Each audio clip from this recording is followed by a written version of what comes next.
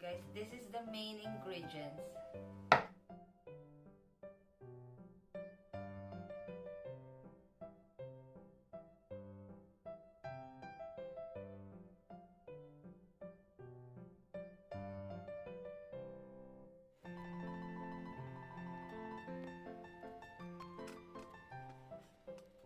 Okay guys, now we're going to try the nature cereal. Let's see.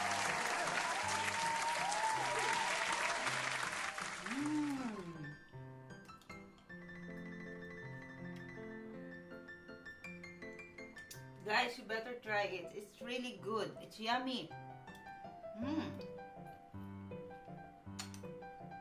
See? All the blackberries and the strawberry. It's really yummy. You have to try this, guys. Nature cereal.